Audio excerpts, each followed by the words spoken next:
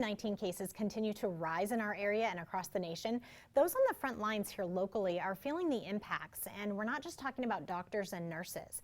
From increased cleanings to staff shortages, local paramedics and EMTs are feeling the strain of the pandemic as well. KQ2's Ron Johnson spoke with Buchanan County EMS to see how they're tackling the pandemic.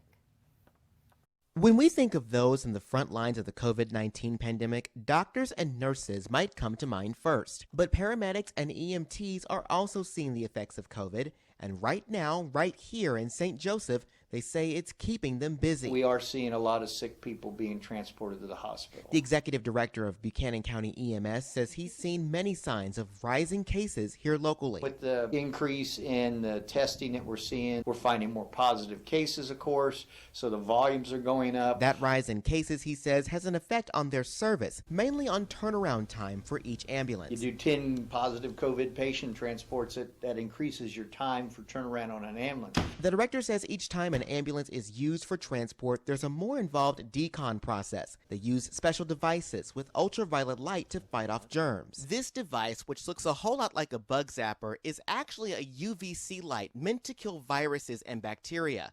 The Buchanan County EMS has one that they can use in every single ambulance in their fleet. These measures are done to protect not only the patients, but also themselves. Much like other occupations in the medical field, the EMT field is also seeing a shortage. The director says while there have been some staff members infected, the virus hasn't significantly impacted his staff so far. We're very grateful that we've not had a large outbreak within our workforce, and we're kind of keeping our fingers crossed. To keep that trend going, he says they're focused on preventing transmission, sanitizing and sterilizing and doing all the things we can to protect our staff and protect our patients. And urging the public to do the same. It is out there, and it's not going to go away unless we all participate in this situation. Ron Johnson, KQ2 News.